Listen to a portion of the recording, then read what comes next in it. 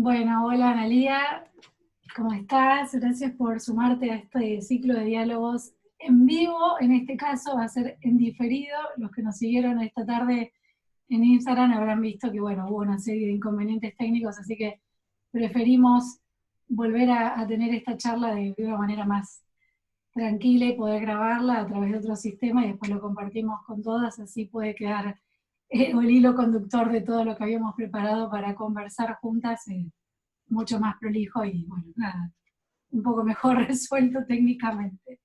Bueno, te voy a presentar de nuevo para quienes no escucharon la primera parte de la charla en vivo por Instagram. Bueno, mi nombre es Luciana García Belve y como pueden ver ahí en la presentación, trabajé varios años en el museo, en el MACBA, a quienes agradezco la invitación a coordinar este ciclo de charlas con artistas de la colección. Eh, y en este caso estamos compartiendo este espacio con Analía Segal, que tiene una hermosa obra en la colección del museo, un video que se llama Inland 2 del año 2013. Voy a presentar un poco su currículum y algunos aspectos importantes de su carrera.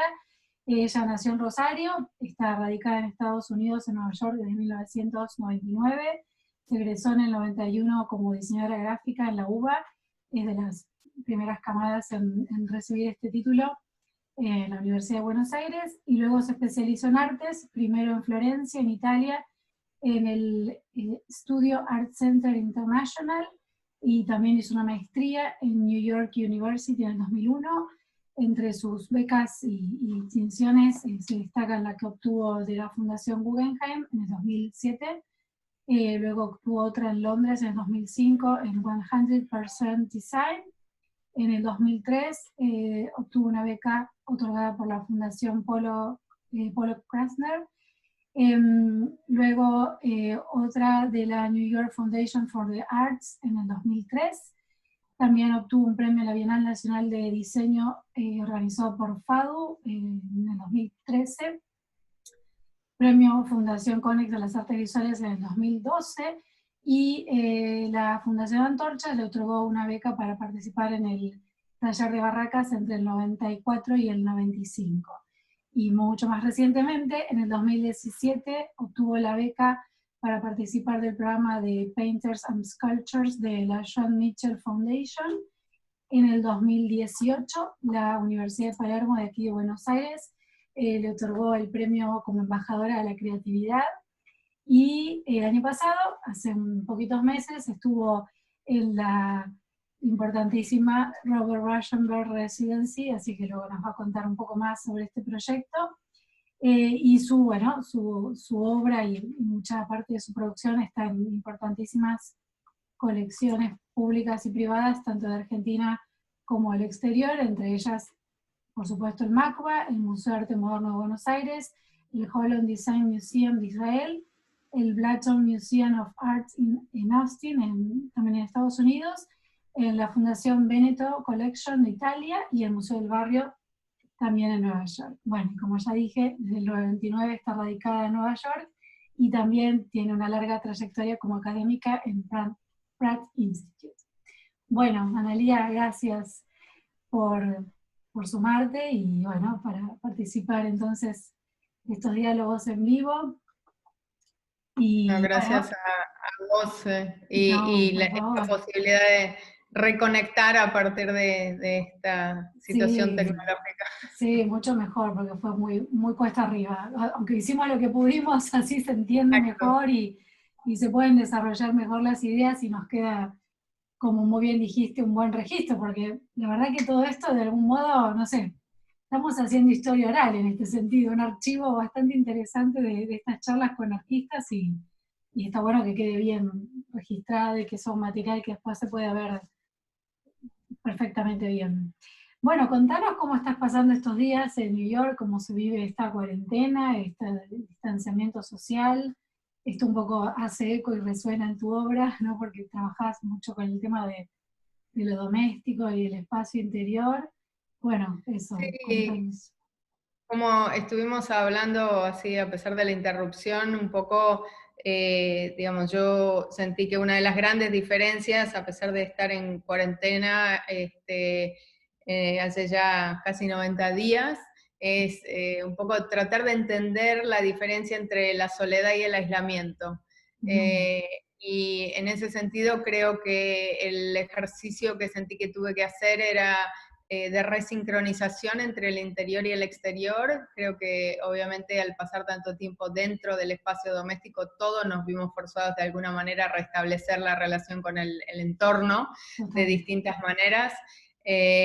En mi caso sentí que esto de que tan rápidamente el mundo se vio reducido a la pantalla de la computadora, para el mundo personal, el mundo afectivo, el mundo laboral, etcétera, y pasó a ser una especie de espejo y ventana a la vez, Tal me cual. forzó un ejercicio de reflexión que tenía que ver con estar empáticamente presente para tratar de entender lo que estaba pasando por un lado, y por el otro lado generar, yo digo, como una especie de nuevo archivo o de lo intangible, ¿no? Tratar de entender de qué se va a tratar esta nueva ecología creativa, porque creo que trae un montón de desafíos. Total. Y bueno, pensar en qué quiere decir esto de existir en otro espacio, que es el virtual. Tal cual. Sí, bueno, eso es algo que también yo creo que va a sentar un, un cambio de paradigma, no lo sé, creo que sí, pero bueno, todo este tipo de cataclismos, pandemias, guerras mundiales siempre han sido un parámetro de ciertos hechos históricos o procesos a posteriori, pero un poco como hablábamos antes, que ambas somos docentes, la masa del tiempo que ocupa la virtualidad en nuestra vida cotidiana es desde para dar clases o para sostener una práctica profesional hasta para comunicarse con la familia. Vivimos, se potenció todo ese tema de la conexión a través de internet y redes sociales y bueno, es un poco la Sí, ventana por la en mi que... caso, sí, en mi caso te diría que una de las grandes cosas que pienso así casi diariamente es también en una situación de privilegio, ¿no? Donde Sí, eso es cierto. esta posibilidad de la protección en función al hogar o a tener Ujú. refugio es una necesidad primaria, de alguna manera, y hoy pone al que tiene esa posibilidad en una situación de claro privilegio. Entonces, te Sí, diría que esa es una de las ideas en las que están dando vueltas en mi cabeza todo el tiempo, ¿no? Y que tener sí, esa capacidad para poder reflexionar sobre estos cambios, de vuelta, es un punto de vista en el cual mirar lo que está pasando, bueno, de increíble libertad, que lamentablemente diferencia a la gente y de donde uno tiene la posibilidad de experimentar lo que está pasando. tal cual. Sí, eso es una gran realidad también. No todos tuvieron la posibilidad, depende de la práctica que sostengan, el tipo de trabajo que realicen, no todos pudieron mutar a Sí. esto, y sí, hay gente que realmente no la está pasando bien, o bueno, nada, no puede sostener su profesión, la que sea, y sí, es un tiempo difícil para mucha gente que no pudo hacer ese paso a lo virtual, digamos. Bueno, ¿qué te parece si hacemos un pequeño recorrido por tus obras anteriores? Un poco hablamos de tus primeras obras, exhibiciones y proyectos hasta llegar a las, bueno, a lo más reciente, digamos, ¿no? Y a tus proyectos más en curso y actuales. Obviamente vamos a hablar también de la obra que pertenece a la colección.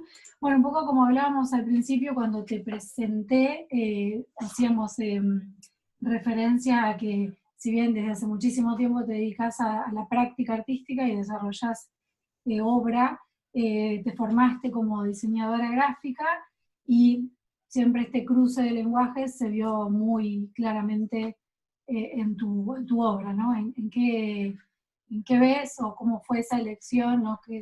¿Qué capitalizas hoy en día de haberte formado como diseñadora gráfica y luego el Sí, creo que desarrollo? en lo personal, la necesidad de una formación académica, Ujú. formal, de alguna manera era como un mandato tácito familiar, al cual estoy profundamente agradecida. Sí, Eh, arquitectura era otra, arquitectura y después muchos se dedicaron a las artes. Sí, y bueno, en mi caso eso, digamos, era como algo, te diría que casi indiscutible, a pesar de que durante todos los años anteriores había realmente tenido la posibilidad de aprender y trabajar con grandes artistas, tanto en Rosario como en Argentina, para mi formación en el trabajo con distintos materiales, pasando desde la cerámica a la piedra y la madera, etcétera. Ujú.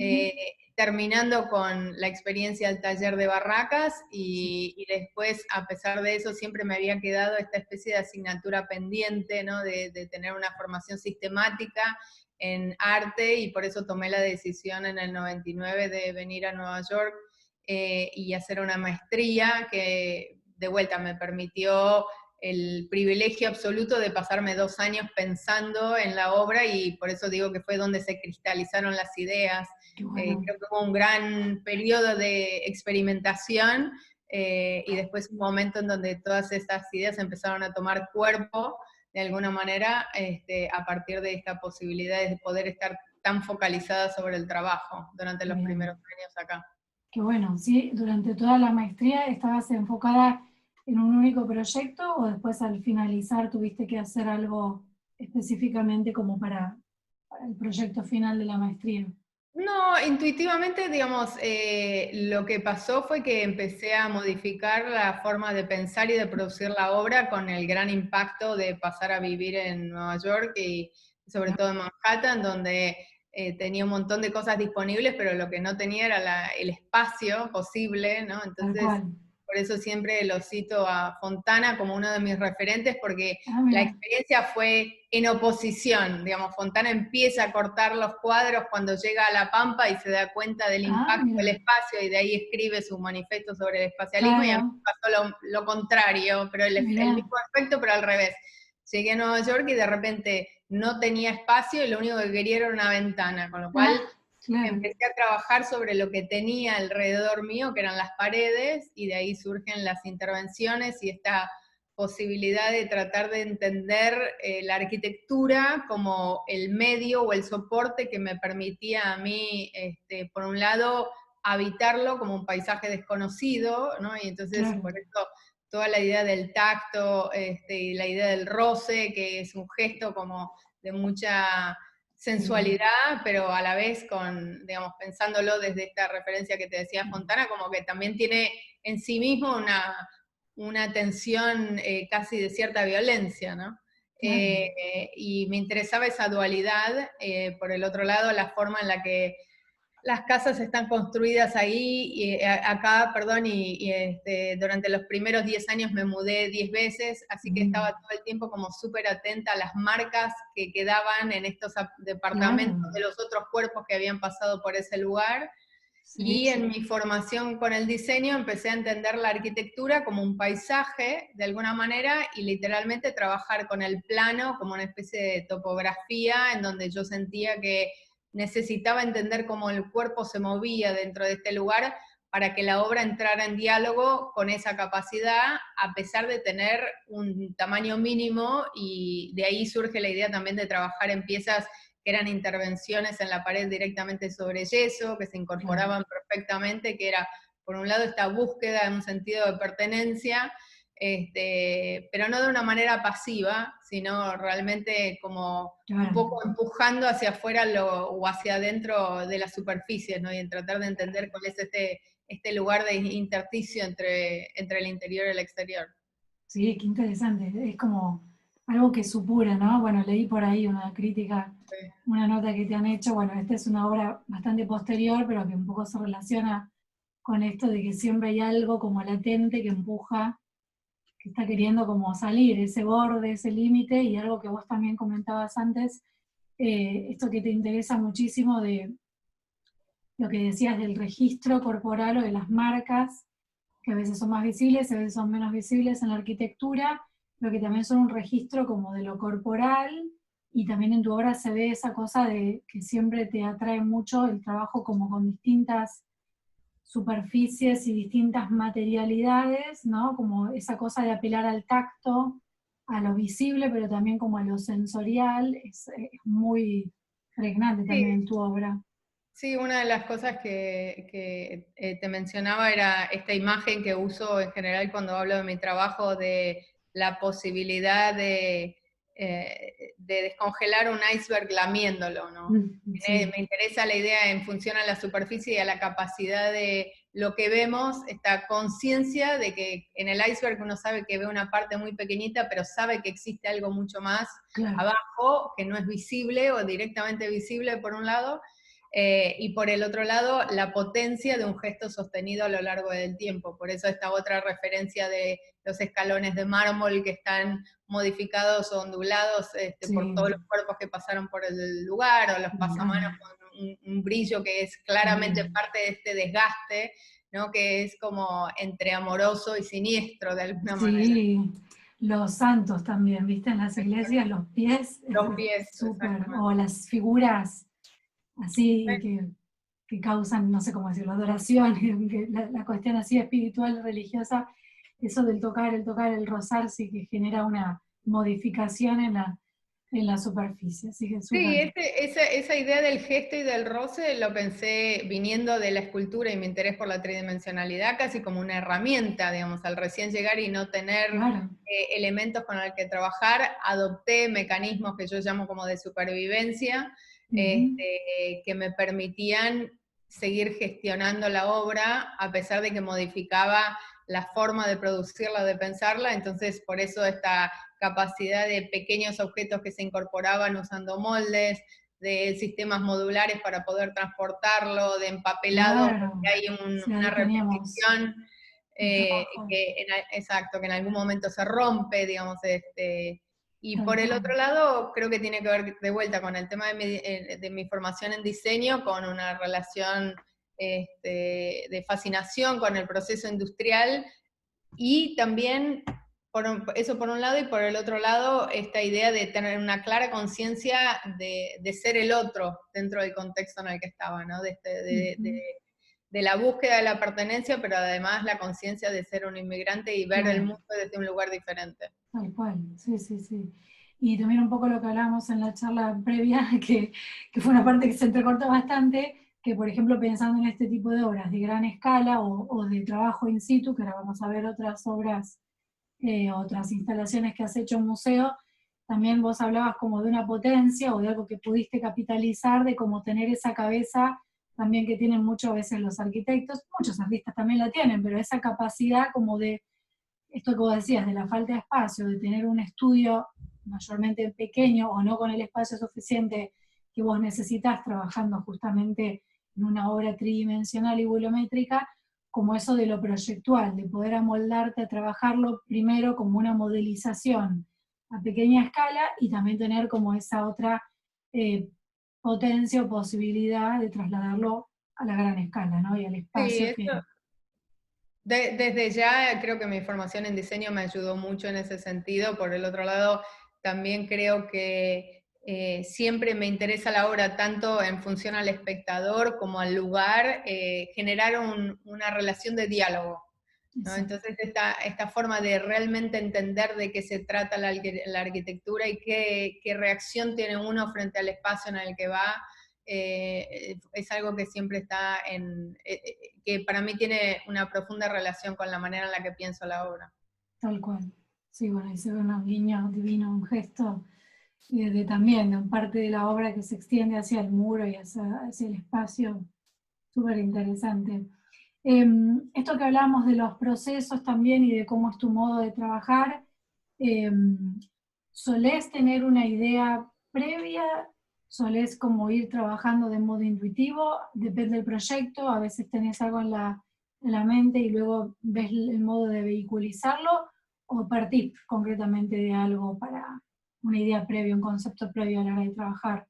En general, creo que el hilo conductor de mi obra, a pesar de los cambios en materiales, soportes, etcétera, se mantiene porque los proyectos siempre surgen a partir de una idea, que yo creo que siempre es como una confirmación o una intuición, de Mm, ahí surgen las ideas para mí, y después mucho trabajo de investigación, y durante ese proceso de investigación creo que se abren puertas para otros claro. trabajos. Entonces, no sé si es una manera de justificar mi problema de déficit de atención, pero siempre trabajo con más de un proyecto a la vez, Claro.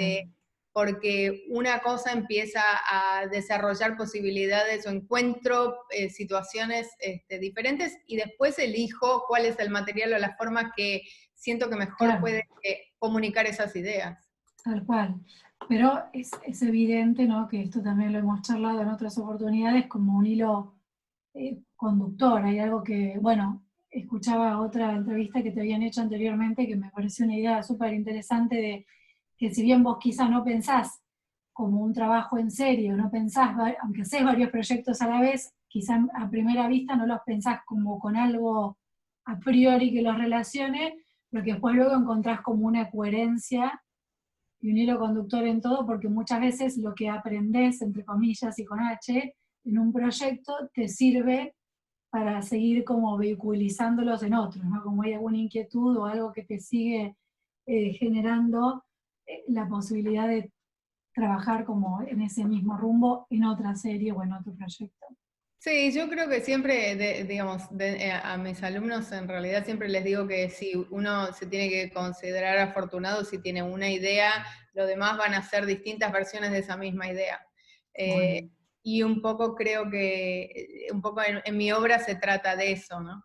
Tal cual. De esta conexión que no es directa, porque creo que el proceso creativo no es lineal ni directo, pero en el fondo tienen una coherencia que es casi como orgánica, te diría, que tiene que Sí, ver casi con un proceso muy parecido al de la naturaleza, de algún tal lugar. cual, acá se ve súper bien, como en estas horas que estamos viendo, como que hay siempre una misma, un hilo conductor. Bueno, uno de los hilos conductores es esto que vos decías, del trabajo como sobre la superficie, el pensar como ese rasgo casi corporal, el tema del rastro, acá se súper ve que antes no podíamos proyectar las imágenes, sobre todo esto que estamos diciendo cobra otro sentido al verlo.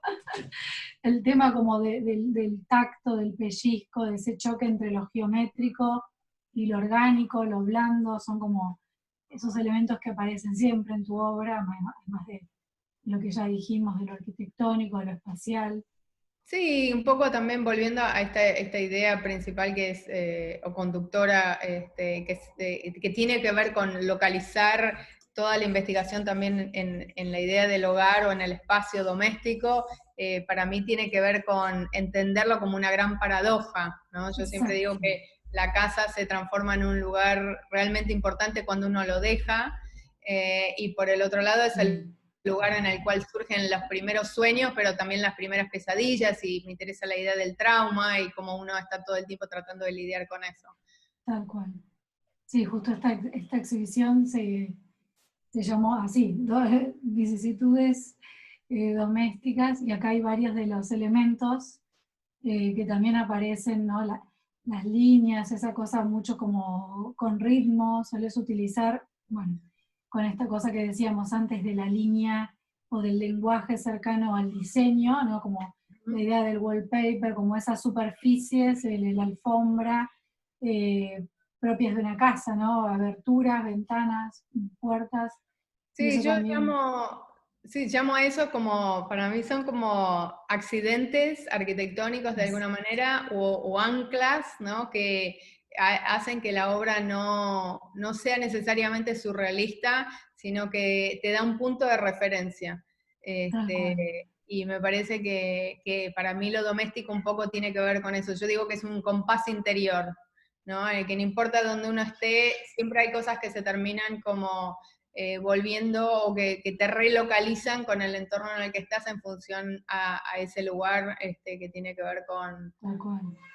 con el hogar. Sí.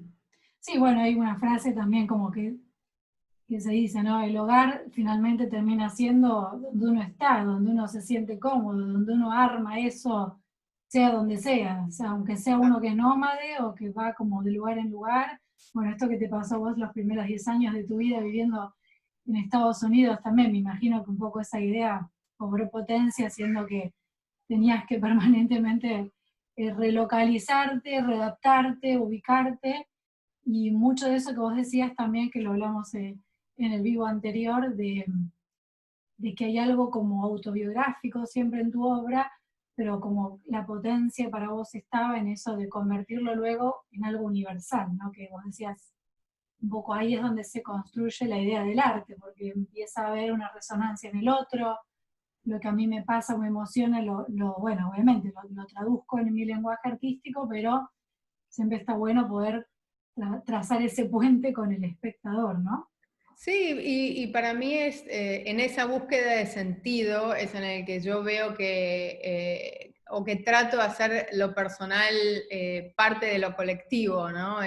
La otra imagen que te comentaba que uso en función a mi trabajo es la del hornero, porque además Sí, de ser el pájaro nacional de la Argentina, genera un objeto de arquitectura maravilloso, ¿no? sí, Juntando todo lo que tiene a su alrededor para generar su nido, pero pone los huevos en el nido una sola vez y después lo deja para que otros pájaros lo habiten. Con lo mirá, cual para mí siempre fue como una metáfora perfecta de la obra de arte, ¿no? qué bueno, Y de esta idea de lo que es el hogar y lo que significa, claro. en relación también a los demás y al entorno. Qué bueno, sí, súper linda esa imagen, hermosa. Bueno, y lo doméstico, ¿no? Y todas estas ideas en torno al hogar y a la domesticidad, capaz que en un sentido también simbólico y alegórico, como todo, como vos bien dijiste, ¿no? En el hogar se tejen los primeros sueños, también los primeros límites, las primeras cosas que por ahí son traumas o cosas así muy para superar luego en la vida, y todas esas ideas se cristalizan y también se dan como cuerpo en esta obra súper interesante, que tuve la suerte de participar en la exhibición y en toda la producción de cuando la exhibimos en el museo en el 2016. Es una video instalación, que eso es un tema bastante también importante, porque tiene también toda esta cosa relacionada con lo arquitectónico, era una proyección a gran escala. Estamos viendo una imagen, obviamente, de esto, pero es un video que corresponde, de hecho, a una trilogía. La serie se llama Inland 1, 2 y 3, la que pertenece al museo es la número 2. Inland significa el interior, y bueno, un poco todo tiene que ver con esto que veníamos hablando, y acá vos hablás que el video te posibilitó también como potenciar un montón de ideas, obviamente en la combinación de la imagen, que es algo que obviamente ya manejabas, pero también la inclusión del sonido, ¿verdad? Y es la primera vez que hacías una trilogía de videos, Sí, en este caso. en el 2012 más o menos empecé con la idea de, realmente lo que me pasó fue que miraba mi obra tridimensional de instalaciones, etcétera, y sentía que la obra no estaba hablando el lenguaje que hablaba yo en ese momento, que ya mantenía un diálogo bilingüe Mm, interno permanente. claro. Entonces empecé a editar libros de audio para aprender inglés y castellano y reescribir historias a partir de estas palabras. Y la idea fue, por un lado, pensar en el lenguaje como otro mecanismo de organización, Ujú, como son los otros materiales domésticos, de alguna manera, que uno trata todo el tiempo, ¿no?, de armar orden y contener tal cual. la fluidez de la vida de alguna Sí. manera. Entonces, en este caso, los videos son imágenes de materiales que tienen que ver con el espacio doméstico, que generan una economía muy particular con el sonido, porque hay momentos que reaccionan en función a las palabras y hay momentos en el que no. Los sonidos están también combinados con efectos especiales, de alguna manera, que yo Ujú, trabajo, que sí, son todos dentro del espacio doméstico, y las palabras están unidas entre sí por sonido y no tienen ninguna, van pasando de un idioma al otro, del inglés al castellano, unidas sin traducción ni ninguna gramática. claro. Y eso para mí tenía varias intenciones. Por un lado, creo que cada lenguaje tiene o revela un ritmo cultural. Sí. Por el otro lado, me parecía importante incorporar el sonido, obviamente como un gran elemento, ¿no?, dentro de la relación con el silencio como en relación al sonido. Y también, por el otro lado, esta posibilidad de sentirse perdido dentro del lenguaje, porque no solo como inmigrante, sino incluso, como te mencionaba antes, cuando hablábamos, la idea de que aunque uno hable el mismo lenguaje o el mismo idioma, hay muchas veces donde no se entiende. Entonces es un mecanismo que claramente falla como mecanismo de comunicación y me parecía interesante tener esa experiencia. La idea de que están proyectados directamente sobre la arquitectura tiene que ver con mi interés en la escala, obviamente, este diálogo que te decía con la arquitectura, pero a la vez siempre lo pensé casi como una cuarta pared, ¿no? Como una cosa teatral, performática, en el cual el espectador es el protagonista de alguna manera, aunque no esté físicamente ahí adentro. E incluso cuando las mostré hace poco, una persona que trabajaba en el museo, que cuidaba, me comentó que la sensación que tenía era que entendía los diálogos como cuando estás sentado en un café y escuchás a alguien de la mesa de al lado, claro. y escuchás pedacitos, ¿no?, de una conversación, y sin embargo te podés inventar toda una historia. Sí, por eso tú si no sabés lo que escuché.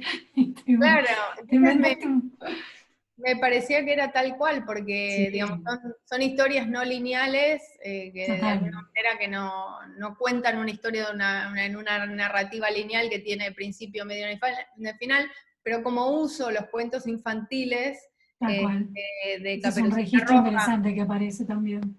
Exacto, lo que decidí fue que cada uno de estos videos tomaba uno de estos cuentos infantiles icónicos, como Caperucita Roja, Los Tres Chanchitos y El Patito Feo, porque me parecían que era la forma literaria más relacionada al espacio doméstico, también que han sido traducidos a todos los idiomas. Sí, te iba a decir, son clásicos en todos los idiomas, son clásicos, aparecen. Exacto. Y además que, digamos, los temas que tratan son existenciales, entonces me permitían a mí de vuelta contar estas historias desde un lugar en el que todo el mundo se puede sentir identificado de alguna manera. La otra cosa de usar libros de audio para aprender inglés y castellano era que descubrí en esta idea del aprendizaje del lenguaje, ¿no?, la posición autoritaria que tienen estos sonidos o estas palabras, porque están hechas para que el otro las repita. Sí, me acuerdo de la repetición de ciertas palabras, muy como eso, de domesticar, de adoctrinar también, ¿no? Bueno, que por eso me interesaba de vuelta esta cosa paradójica, ¿no?, entre la idea de lo doméstico y la domesticación, ¿no? Y tratar de traer esa dualidad o esa paradoja también en los videos desde ese espacio. Totalmente. Bueno, de hecho esta exhibición estuvo dentro del eje que en su momento había curado Teresa Riccardi, que era la directora, y bueno, toda la línea tenía que ver como, de nuevo, ¿no?, con las miradas de género y cuánto que también, en ese sentido, me acuerdo que un poco el texto que no, que ella había escrito en su momento para la sala, que era también hablando un poco de cómo eso del hogar y de la casa siempre fue el lugar de lo femenino, cómo se tensiona. Bueno, hay imágenes que claramente aluden a la feminidad, es la imagen que estamos viendo y muchas otras, pero también como en tu video se ve, bueno, a mí me parece que es una super potencia, es que cada línea, cada imagen, que obviamente estamos viendo una fotografía, ¿no?, pero el video tiene todas animaciones de estas estructuras arquitectónicas que vemos, de hecho acá parecen como pieles, ¿no? Son distintos wallpaper que se van abriendo y cerrando, y el sonido es, además de no solo esto que estamos contando de la cuestión del lenguaje y lo identitario que muchas veces tiene el lenguaje, lo que se oye, lo que se escucha, lo que se entiende y lo que no, sino también que el sonido modula, y es lo que acompaña de una manera muy rítmica y muy logrado toda esa transformación y transmutación de las superficies que se van viendo en el video y cómo van variando, es como muy interesante.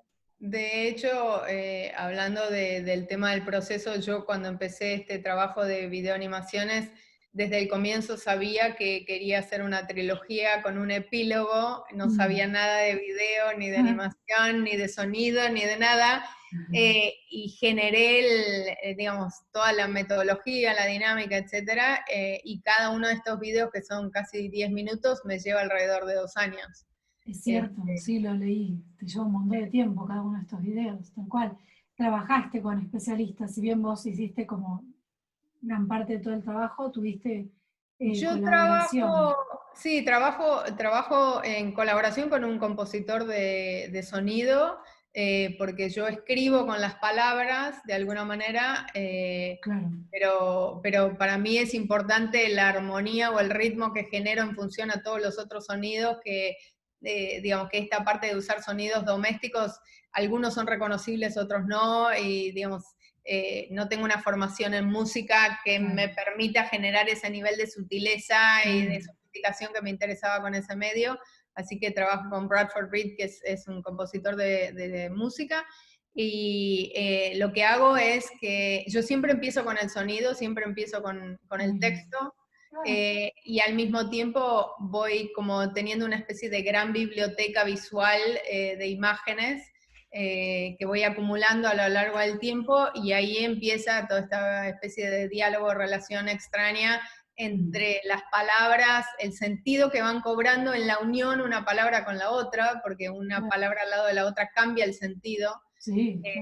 Y bueno, y voy desarrollando el proceso así, por eso también es un proceso muy largo, porque una vez que está armado gran parte del sonido, yo voy trazando la línea de visual de alguna manera, y después hay una relación muy dinámica entre una cosa y la otra. Qué bueno, sí, todo un trabajo súper difícil, me imagino, y muy... Es laborioso. Mucho trabajo, exacto, esa era la palabra, tal cual, muy laborioso. Bueno, acá vemos otras obras que ilustran súper bien esto que estamos diciendo, un poco esa forma muy orgánica, es típica de tu trabajo y aparece también en tus Sí, videos, aparecía en la esas formas, anterior. como hablábamos antes, me interesa también, por un lado, la idea de la geometría, que obviamente tiene una tradición histórica, y te diría que el origen de todas estas formas geométricas es arábico, y a lo largo de la historia, cada momento histórico se fue apropiando de la forma de maneras diferentes, y que va recontextualizando desde los colores hasta la implementación en distintos materiales, etcétera. Entonces, un poco la idea de la repetición tiene que ver con eso, y mi interés en el diseño es como legado cultural, o como proceso, ¿no? Como entender cuál es el lenguaje del diseño en su contexto de avance tecnológico y cultural a la vez.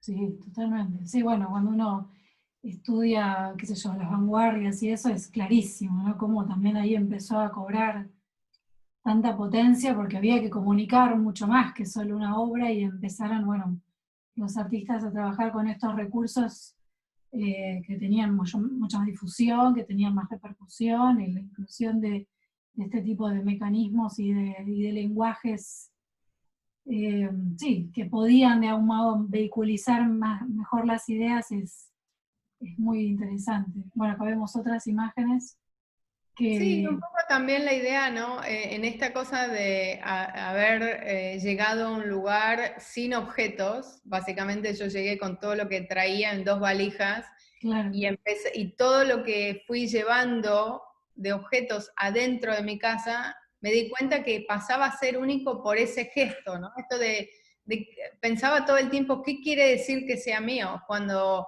Claro. el 100% de las cosas que nos rodea en realidad están hechas por un sistema de serialidad y una fabricación industrial, y entonces todo el tiempo estoy tratando de entender y cuestionar qué es esa vinculación afectiva, emocional con los objetos que tenemos, y por eso me interesaba esa frase de Adolf Loos de que cada mueble puede contar la historia de una familia, ¿no? Porque Totalmente. en ese intercambio, creo que es un intercambio inconsciente que uno hace con todos estos objetos que traes dentro de tu casa, y el valor surge desde ese lugar, ¿no? Sí, totalmente. Sí, sí, sí. Es tal cual. Bueno, muchas de estas imágenes que estamos viendo, de algún modo también se relacionan con el siguiente proyecto que teníamos ganas que nos cuentes, que fue una de tus muestras más recientes en el Aldrich Contemporary Art Museum en el 2018, en donde también aparece esta idea de biblioteca, de estantería, de esta superficie que cobra distintos, eso, como bueno, lo modular se ve perfecto, eso que hablábamos al inicio, este lenguaje típicamente del diseño y de la arquitectura, pero también en esta muestra hay como muchas otras resonancias que tienen que ver con el proyecto que ya tenías en curso para este momento, que vamos a hablar luego, que era tu libro. Así que también como que están colándose esas ideas también dentro de, bueno, lo literario siempre te interesó, recién hablábamos de la literatura infantil, pero este es un gran proyecto en el que también conviven varias de estas ideas de las cuales recién hablábamos, ¿no? Sí, la posibilidad de la muestra está en el Aldrich, que se llamaba Contra la Pared, fue la primera vez que pude mostrar la trilogía completa dentro del espacio y intervenir o incorporar otros elementos que de alguna manera hablaran de las mismas ideas, ¿no? En diálogo con la trilogía, y entonces la idea de hacer esta obra que se llama Blind Volumes surgió a partir de estar haciendo el proyecto de mi libro al mismo tiempo, que se llama El interior del interior, y por el otro lado, una de mis obsesiones, que es la coincidencia de la relación entre Borges como director de la Biblioteca Nacional y el comienzo de su ceguera. Sí, genial. Y entonces, cuando empecé a pensar en la idea del libro, pensé a pensar qué quería decir un libro, ¿no? Es la relación física con el objeto, es la memoria que uno tiene del libro, es la relación del libro con los otros libros que están en la estantería, y entonces un poco por eso la obra se llama Blind Volumes.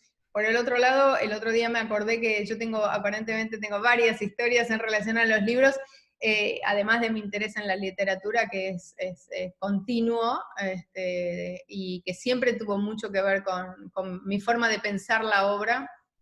Y en un momento dado yo perdí toda la biblioteca que tenía, porque entré a mi casa, habían entrado ladrones, y cuando llegué vi la biblioteca, pero no me di cuenta que se habían llevado los libros, que habían robado los libros. Y lo que vi era el espacio, pero la percepción, ¿no? De lo que uno tiene es como que siempre en un nivel es siempre distorsionado. Entonces, la idea en la obra de poner los libros que faltan o como marcas de los libros que se fueron, sí, tal cual. Exacto, es como la misma manera, de alguna manera, en la que yo uso el silencio dentro de los videos en función al sonido. Entonces tiene también, la composición es una composición como muy rítmica en la pared.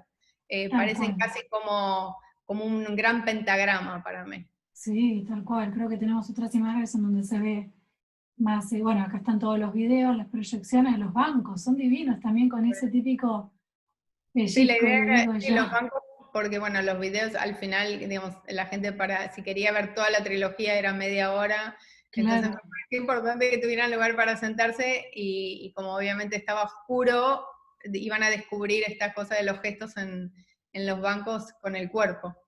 Claro, y con el tacto. Bueno, y aparecen también en la biblioteca, ¿no? Esto aparece hace mucho en tu obra, pero cuando vos hablabas de esta idea de Borges y su ceguera y todo, yo inmediatamente pensé en el braille. Y en cómo para alguien que no tiene visión es el único contacto con el mundo, básicamente, de sus manos. Es que realmente la tridimensionalidad es lo que te deja entender en la oscuridad la física y la mental, muchas veces, que vivimos en un mundo tridimensional, y es realmente la relación con el tacto. Exacto, tal cual. Súper interesante. Y en el marco de esta muestra también tuviste un proyecto hermoso, del cual todavía, ¿no?, seguís haciendo nuevos proyectos, que es esta colaboración para una performance con David Thompson, que es un gran bailarín estadounidense, con el cual ideaste esta obra que se llamó Spinning a Yarn, y se inauguró, bueno, se mostró por primera vez en el marco de esta exhibición, ¿verdad? Sí, la muestra, por suerte, que duró más de 3 meses en exhibición, y entonces tuvimos la posibilidad de trabajar durante un año en esto que fue como el evento de cierre de la muestra de alguna manera, y generar esta colaboración que continúa un 23 de hoy septiembre. y en el futuro. Sí. ¿No? ¿Fue? Un 23 de septiembre, me acuerdo que fue. Sí, exactamente. Porque cumpleaños mi abuela, por eso me acuerdo. Cuando lo leí dije, wow. Bueno, David es un gran bailarín y un artista increíble. Yo siempre quise trabajar con él desde que lo conocí. Esta fue una gran oportunidad.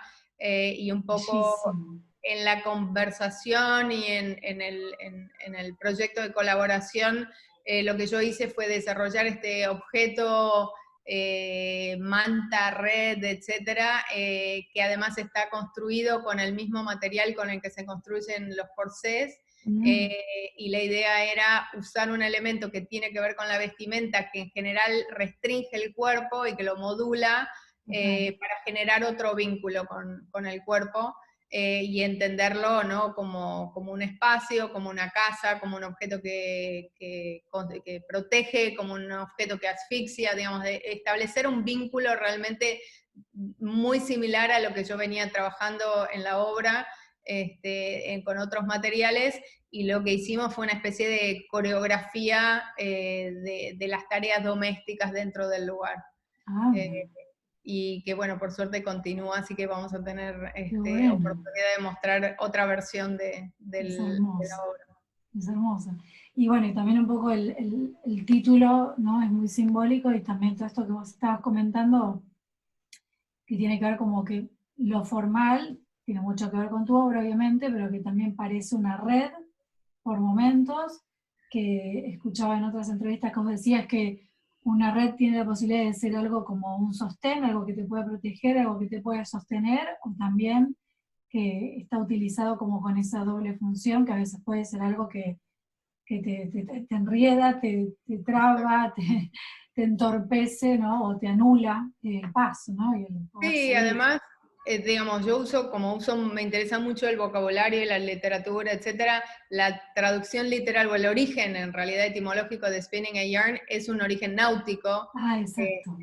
y por el otro lado hay una relación, muy directa culturalmente a lo largo de la historia de muchas culturas donde el hilado, tiene que ver con el contar Con historias. historias. Sí. Entonces, desde ahí también surgía esta posibilidad de la construcción de esta especie de vestimenta deconstruida, o una especie de trama, carpa, manta, etcétera, que tiene Bueno, que ver con una red que además permite porosidad, pero que a la vez te puede cubrir y separar del exterior, etcétera.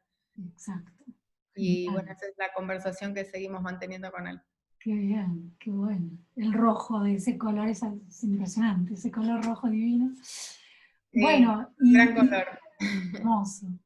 Y bueno, justo ya acá llegando casi al final de la charla, este bellísimo eh, libro, ¿no? Porque bueno, digo libro así como en un modo muy amplio, pero que también es un objeto de diseño, es una pieza artística en sí misma, es un trabajo divino en muchos aspectos. Bueno, ahora nos vas a contar obviamente que te llevó mucho tiempo hacer, pero que, bueno, recoge muchos años de tu trabajo, 20 años de trabajo, es casi como una retrospectiva que se puede llevar y que tiene toda esta posibilidad de moverse, modularse, es verdaderamente no solo un libro, sino un objeto de diseño en sí mismo, ¿no?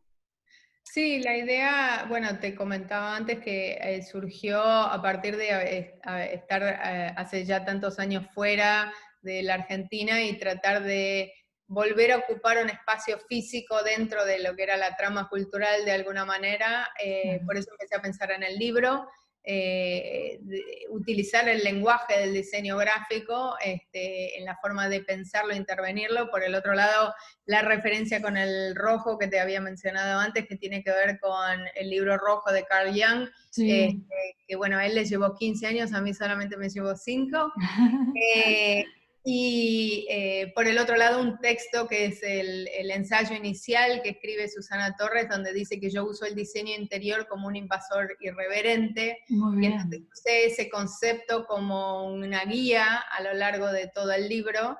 Y me interesaba mucho el libro no solo como un catálogo o como una recopilación de información, sino de mostrar el proceso, de Sí, generar un vínculo con el cuerpo, por eso esta cosa de moverlo de sí. distintas maneras, incluso el medio del libro, que es donde están toda la documentación sobre las videoanimaciones, para poder leerlo lo tenés que girar, ponerlo, Wow, básicamente hice en referencia a Torres García y el mapa invertido es de, súper lúdico. realmente hacer ese gesto porque es lo que me pasó a mí. Entonces, digamos, Claro. la trilogía de videoanimaciones para mí simboliza todo este gesto de, ¿no? El mundo, mirar el mundo Sí. desde otro lugar. Y tiene 3 partes por lo que veo, es como que tiene 3 lomos, es como 3 libros en uno. Sí, el libro tiene la primera parte, la obra continúa a lo largo del tiempo, no cronológicamente, porque obviamente he editado ciertas cosas, pero Sí. sí tiene una, te diría, una continuidad orgánica de cómo estamos hablando de cómo paso de un material al otro. Ujú. Y entonces en la primera sección hay una serie de ensayos, todos los ensayos son en castellano. En la segunda sección los mismos ensayos están en inglés, y en el medio es solamente la documentación sobre la trilogía de videoanimaciones, y los ensayos están en inglés y en castellano al mismo tiempo. Ah, Porque mira. yo digo, es donde mis mundos lingüísticos se unieron o Claro, colapsan de alguna manera. tal Eh, cual. y lo que hice fue convocar a 9 curadores, historiadores del arte, a que hablaran de distintos aspectos que tiene la obra, porque me interesaba mostrar que a pesar de los cambios permanentes en materiales, soportes, etcétera, la obra funciona para mí de una manera caleidoscópica. Entonces, Sí. cada uno de ellos revela o deja ver distintas posibilidades que tiene la lectura de la obra desde el Tal lugar en cual. el que ellos la abordan. Sí, eso del ver a través de, en cada solapa, en cada sección, está muy bien, me encanta. Y esa parte del borde también, muy Sí, por propia el de tu otro lado, trabajo. lo que surgió con el libro es que al ser una edición limitada, siempre me interesó la posibilidad de pensarlo como un puente, ¿no? Digamos, no lo pensé como un punto. De hecho, en una Claro, de la primera entrevista, Laura Vázquez me dice si no me da miedo o me preocupa la idea de pensarlo como una especie de retrospectiva, etcétera, y como fin de una etapa. claro, como Y yo le di conclusión. ese como conclusión, y para ello yo siempre lo pensé como lo contrario, como el inicio de otra forma de vínculo, porque era la conexión Qué con bueno. estos distintos lugares, y de hecho hasta el coronavirus he logrado viajar a muchos lugares Claro, con el muchas libro y presentarlo. presentaciones. Y Más generar, viaja más fácil un libro que una muestra en general, digo, ¿no? Como un objeto que puede más fácilmente sí, trasladarse. además lo que me interesa es el diálogo en función al libro que se Claro, genera. sí, sí, totalmente. Sí, he visto que hiciste muchísimas presentaciones en este tiempo. Y bueno, esperamos que prontamente, luego de todo este coronavirus, nos puedas volver a visitar y poder volver a reencontrarnos. Bueno, para terminar, si te parece bien, no sé, contanos en qué proyectos estás y si ya estás planeando, que me imagino que sí, cosas para el futuro, que bueno, sabremos luego cuándo será, pero para luego de todo esto. Sí, la verdad es que no dejé de trabajar en la obra, a pesar de todo. Digamos, creo que realmente usé el primer tiempo para tratar de entender o de descubrir este nuevo espacio, y de hecho tuvieron una gran influencia en todos los proyectos que venía trabajando, Ujú. que son 3. Uno es el epílogo de la trilogía, que se llama Mar de Lágrimas, y que lo empecé en la residencia de Captiva, en el que uso en realidad a Alicia en el País de las Maravillas, Mm. como un nuevo espacio. Y después estoy trabajando en un proyecto que se llama Cuerpo a Cuerpo, que es un proyecto que tiene que ver con tratar de entender el proceso de la construcción de una obra de arte, en colaboración con Karen Takano, que es una arquitecta que conocí a partir de la presentación del libro en Lima. Qué bueno. Y entonces yo en la residencia de Rauschenberg hice una serie de fotos en las cuales usé mi cuerpo por primera vez, Qué eh, bien. y la convoqué a ella para tener realmente un diálogo que veníamos manteniendo online, porque obviamente por la distancia física que teníamos, pero el momento histórico nos hizo pensar en el proyecto de una manera diferente, con lo cual ha sido súper interesante, porque realmente la forma de comunicarlo tiene mucho que ver con el espacio virtual. cosa que no habíamos pensado antes. Si no hubiera sido por esto, creo que hubiera sido un simple Claro, intercambio más tradicional en algún sentido, y esto disparó una nueva posibilidad. qué Eh, bueno. y el tercer proyecto se llama Palabras Prestadas, y después de tanto más de 20 años de estar viviendo acá, sentí que podía empezar a escribir y encontré mi propia voz de alguna Qué manera. bien. Así que estoy trabajando en un proyecto de sonido, donde uso un texto que es una especie de gran poema bilingüe que estoy generando también desde el año pasado. Eso te iba a preguntar, ¿en qué idioma estaba? Bilingüe. Muy bien. Bilingüe, bilingüe. Sí, voy y vengo en los idiomas sin ninguna... Creo que lo uso con la misma libertad o porosidad que hablábamos antes entre las categorías. Qué bueno, y sí, está buenísimo. Bueno, Analía, muchísimas gracias y de nuevo, porque tuvimos que hacer esta segunda parte. No será una trilogía, pero bueno, ya hablamos antes, después tuvimos el vivo Sí. y ahora estamos haciendo esta última parte grabada para que quede mejor registrado.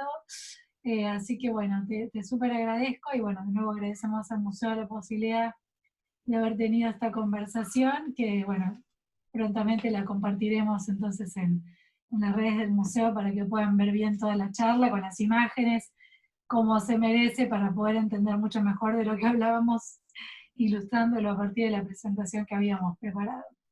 Genial, muchísimas Bueno, gracias a vos, y siempre es un placer porque esto de tener un diálogo de esta manera y poder pensar y comunicar las ideas, sí, que bueno, no siempre existe ese espacio, así que está mil muy gracias. bueno. No, por favor, gracias a vos. Bueno, te mandamos un abrazo y muchas gracias entonces por la posibilidad. Cerramos así nos vemos más grandes las dos.